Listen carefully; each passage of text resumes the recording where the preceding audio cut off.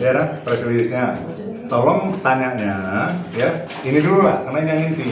Dan menurut kami, tentunya ini sudah mewakili apa yang ingin klien tanyakan.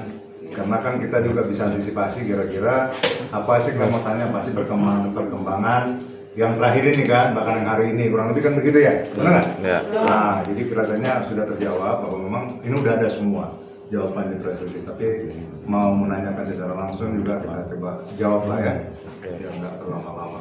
Oke Bang, dimulai Bang. Ya. Oke, jadi ini jam 4 ya. Terima kasih kawan-kawan, rekan-rekan media sekalian. Kembali ini kita mau menjawab pertanyaan-pertanyaan atau perkembangan yang terakhir dari kasus yang ada antara Pak Hotma Sitompul, klien kami, dengan Bu Desire. Nah, tentunya biar lebih atraktif ini, nggak apa-apa kita buka aja sesi tanya jawab langsung. Siapa yang mau bertanya, silakan. Bang, pertanyaan pertama, menanggapi dulu soal video hari Minggu ini, Bang, yang beredar dari Ribu. Saat Bang Ribu yang menyatakan Hotma stop. Ya, jadi begini, kalau pertanyaan mengenai masalah Ribu mengatakan Hotma stop, gitu ya. Saya mesti ingatkan lagi dari awal bahwa kita ini nggak pernah memulai, ya. Coba di refresh ke belakang bahwa memang kami hanya menanggapi aja, gitu. Serangan-serangan atau expose itu dilakukan oleh pihak sana, terutama oleh pihak pengacaranya ya, Saudara Hotman Paris gitu, yang sangat-sangat berlebihan, sehingga kami buktikan itu dengan sudah melaporkan atau mengajukan pengaduan ke Dewan Kehormatan Pradi atau Dewan Pengawas, yang kami minta dalam hal ini sesegera mungkin, memang tanpa harus menunggu. Artinya gini, kami hormati apa yang Pak Oto inginkan untuk memediasi, tetapi upaya hukum pengaduan kami tentunya tidak usah menunggu itu, karena menurut kami kalau mediasi terjadi kalau mediasi terjadi, upaya hukum itu tidak pernah terhenti. Kami akan lanjutkan terus gitu. Menjawab tadi mengenai apa yang disampaikan oleh Ribu, tentunya kita hargain, tetapi yang kami mau sampaikan dalam hal ini adalah apakah kapasitasnya Ribu ini masih boleh mewakili apa yang menjadi perasaan dia sesungguhnya. Karena kita tahu sendiri, dalam usia Ribu yang 88 tahun dan dalam segala kelebihan dan banyak kekurangannya, sebenarnya kami sangat meragukan apa yang disampaikan statement-statement oleh Ribu, ya toh? Karena dia mengingat seseorang aja udah susah, ya toh? Nah, bagaimana dia seolah-olah dengan video hari ini menyatakan bahwa Hotma jangan ganggu dan lain sebagainya. Ini ada apa gitu? Pasti ada yang giring ini di belakang, ada yang ajar-ajarin ini di belakang, sehingga dibutuh mengeluarkan statement seperti apa yang terjadi hari ini. Saya pikir itu jawabannya untuk yang pertama tadi.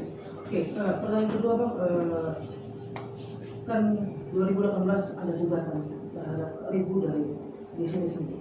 Ya. Kemarin sudah ditanggapi dari pihak sebelah, sudah ditanggapan, dan dari pihak teman sendiri. Apa yang betul Pak Hotma ini tidak pernah mengetahui dan Ribu tidak pernah hadir di dalam pertemuan tersebut? Ya. Yang kedua, mengenai pertanyaan gugatan yang sudah diputus tahun 2018. Pertanyaan tadi itu bagus sekali, karena ini menyangkut masalah hukum, gitu. Apakah Pak Hotma tahu? Kita mesti jawab tegas sekarang dan bertanggung jawab bahwa kita nggak tahu. Kita pun sangat-sangat, katakanlah, kaget ya mengetahui gugatan itu sendiri. Karena menurut hemat kami, gugatan itu salah alamat, gitu. Kenapa saya katakan salah alamat? Menurut pemahaman hukum dari sisi pandang kami, bahwa penetapan ahli waris, ya, atau penetapan seorang anak, ya, menjadi anak angkat atau anak adopsi yang sah itu dilakukan boleh gitu ya secara hukum tidak lewat dari batas 18 tahun ke atas. Nah sekarang coba aja tanya sendiri nanti ya klarifikasi berapa umurnya Ibu Desire itu sendiri. Nah kemudian baru diajukan gugatan itu 2018. Nah persoalannya sekarang bahwa proses daripada adopsi itu harusnya dilakukan sebelum umur 18 dan diajukan melalui mekanisme yang namanya permohonan kepada pengadilan negeri, bukan gugatan. Beda permohonan, karena kalau permohonan itu pengertiannya tidak ada masalah hukum di sana. Tetapi yang kami lihat ya di dalam putusan itu bentuknya adalah gugatan. Kalau gugatan berarti ada persoalan di sana. Apa persoalannya? Kalau mau lebih jauh, persoalannya adalah meminta pengakuan ya dari pengadilan bahwa dia selama hidupnya katakanlah ya dari mulai dilahirkan tidak pernah mendapatkan hak asuh atau hak adopsi yang sah, ya kan? Nah, pertanyaan juga lagi kemudian, kenapa baru sekarang itu diajukan? Ya toh? Itu kan urusan internal mereka, ya. Kemudian di dalam akte perdamaian, ya, yang diurus oleh saudara Anita Kolopaking, itu di akte perdamaiannya ada tertulis, nih seperti ini ya. Nggak apa-apa. Ini kita dapat dari mana-mana, ya. Ada yang ngantar ini ke sini. Mengenai benar apa nanti putusan ini, karena ini kopi kepada kami, silakan dicek ya kepada pihak mereka benar nggak ini. Tapi yang paling mengkhawatirkan atau katakanlah yang bikin kita menjadi miris, ya toh? Di sini ada loh dibikin di pasal 5 kerahasiaan informasi, ya. Saya bacakan ya, kalian boleh shoot nih ya. Sambil dibacain. Para pihak berjanji untuk menjaga kerahasiaan seluruh informasi yang diterima atau diperolehnya sehubungan dengan adanya penandatanganan atau pelaksanaan ketentuan kesepakatan perdamaian ini, termasuk negosiasi dalam hal kesepakatan perdamaian ini dan usaha serta perihal pihak lainnya. Kita tersebut tidak akan dalam setiap saat menggunakan atau mengungkapkan informasi rahasia tersebut dan akan berusaha sebaik-baiknya untuk mencegah publikasi atau pengungkapan informasi rahasia tersebut. Pertanyaannya ya bagi kita semua, kenapa sih mesti ada sesuatu yang dirahasiakan? Kalau kita bicara secara umum, kalau ada rahasia berarti ada yang ditutupin, gitu.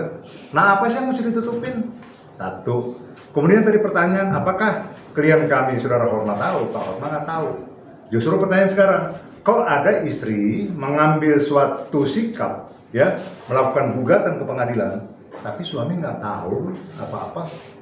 Pertanyaannya, ada apa ini? Ada maksud apa-apa? Dan dicantumkan juga di dalam gugatan itu bahwa ada kata-kata untuk menghindari keinginan pihak-pihak lain ya untuk menguasai warisan. Jadi menurut kami semata-mata melihat begini, apa nih gugatan itu semata-mata memang mau menyelamatkan warisan, ya kan? Ya silakan ditanya ke dia nanti jawabannya. Saya pikir tuh jawaban yang kedua. Jawab pertanyaan ketiga ke Pak Karta ya. Kalau ini kan polemik ini semakin melebar luas ya. Bahkan Bu Desire datang ke Bang Oto karena menyampaikan bahwa hak saya sebagai klien sudah kesingkatan karena ini persetujuan dua pengacara. Ini kan semakin melebar. Sebenarnya intinya adalah simpel ketika Pak Bang Oto bersedia mediasi, apakah masih ada jalan damai dari pihak kedua belah pihak? Jadi gini ya, teman-teman dari media kan kita sudah lihat seperti apa sih Hotman Paris mengolah ini, kan diolah menjadi sebuah cerita sinetron, seolah-olah dia sutradaranya. Bu Desire mesti begini, Ribu mesti begini, Bang mesti begini, ya.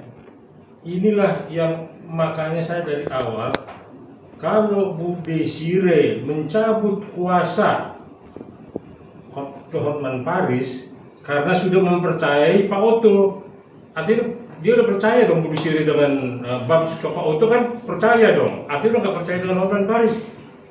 Hotman Paris mesti mengundurkan diri, tahu diri dia. Gua udah nggak dipercaya, kok bisa Ibu Desiree sama Bang datang ke Pak Oto. Nah, di sini Pak Hotman Paris tahu nggak kalau Bu Desiree sama Bang datang ke Pak Oto? Kalau tahu Hotman Paris sebagai lawyer, kata lawyer papan bawah atau papan atas, saya nggak tahu lah. Dia mesti mengundurkan diri atau dia tegur Bu Desiree, apa ini? Kok yuk ujuk-ujuk, saya kan lawyer, yuk kok yuk datang ke Pak Oto. Nah makanya selalu saya sampaikan, kalau ini Hotman Paris dicabut kuasanya, alhamdulillah saya pikir ini bisa menuju kepada penyelesaian. Tapi kalau masih ada si entah siapa itu, si tangan yang banyak cincinnya kayak si Desi, ya saya pikir nggak bakalan selesai, enggak lah saya pikir, ya. Karena dia terus olah, dia juga nggak mau kehilangan muka. Sebenarnya dia mesti tanya lagi ke Pak Oto, Pak Oto kok bisa klien saya datang ke Anda? Nah inilah yang kita ikutin, semua media masyarakat juga ngikutin, ada apa ini olahan daripada Hotman Paris. Ya itu saya pikir kuncinya kembali kepada Hotman Paris. Bu Desiree maukah ini urusan terus bergulir di pinggir jalan atau mau selesai? Kalau selesai cabut Hotman Paris. Saya pikir begitu anunya, solusi yang terbaik. Atau saya tambahkan, atau lakukan upaya hukum, ya kan? Kan mereka sekarang yang memulai, gitu. Ya ambil langkah hukum. Kalau menggugat ya silakan gugat. Artinya penyelesaian mengenai harta itu kan bisa dilakukan di luar pengadilan dan bisa juga dilakukan sesudah bubarnya ya, lembaga perkawinan itu sendiri. Kalau klien kami Pak Hotman nggak pernah punya niat. Gitu? Nah kalau memang mereka menyatakan bahwa ini sudah tidak mungkin lagi segala macam, ya jalan dong, melangkah dong, ya kan? Ini kasihan ini Pak Oto gitu loh, ya kan? Ketidakmampuan saudara Hotman Paris untuk menyelesaikan ini, kemudian bola panas ini dilempar ke Pak Oto. Pak Oto sebagai ketua DPN Pradi, ya, dengan semangatnya dia, kemudian coba memediasi, tetapi masih dilakukan. Sana udah teriak, nggak ada kemajuan sejengkal pun, nggak ada kemajuan sesenti pun, berarti nggak ada yang dihargai nama teman ini gitu kan.